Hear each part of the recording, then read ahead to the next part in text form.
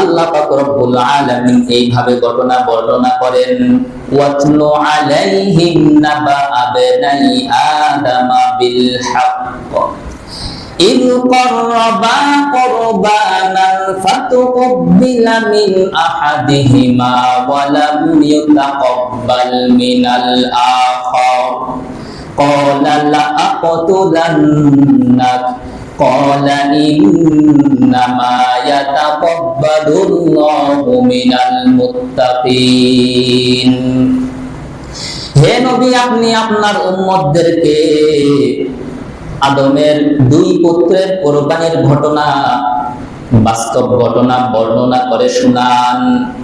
In করবা কোরবানা, যখন তারা উভয়জন কোরবানি করলো, ফাতুকুবিলা মিন আহাদিহিমা ওয়া লাম ইউতাকাব্বাল মিনাল আখার, একজনের কোরবানি কবুল হলো, আরেকজনের কোরবানি কবুল হলো না।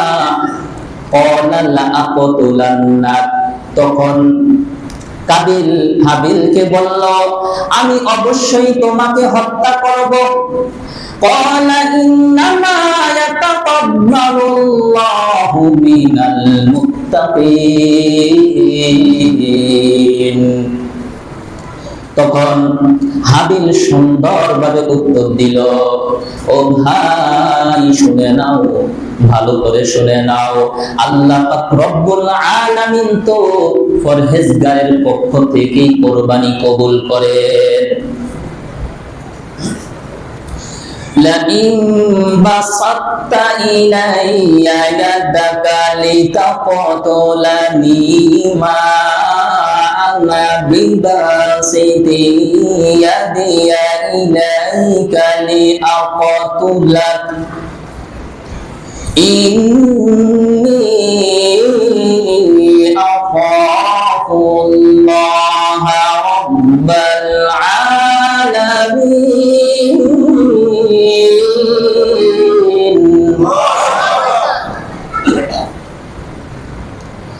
হাবিল বলতেছে, ও কাবিল শুনে নাও, তুমি যদি আমাকে হত্যা করার জন্য আমার দিকে হাত বাড়াও, আমি তোমাকে হত্যা করার জন্য তোমার দিকে হাত বাড়াবো না। ইন্নী আখাফুল্লাহ রাব্বাল আলামিন, নিশ্চয়ই আমি আল্লাহ বিশ্ব জগতের পালন কর্তাকে ভয় করি। সুবহানাল্লাহ।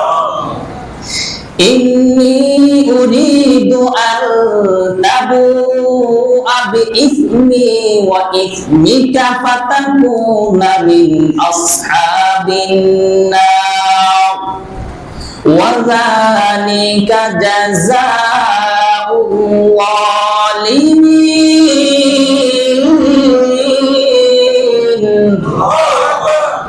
আমি চাই যে আমার পাপ তোমার মাথায় নিয়ে নাও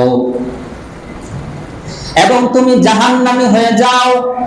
আর এই জাহান্নামী হওয়াটাই ওয়াযালিকা জাযাউল যালিমিন, জাহান্নামী হওয়াটাই এটা জালেমের পরিণাম। فطوعت له نفسه قتل أخيه فقتله فأصبح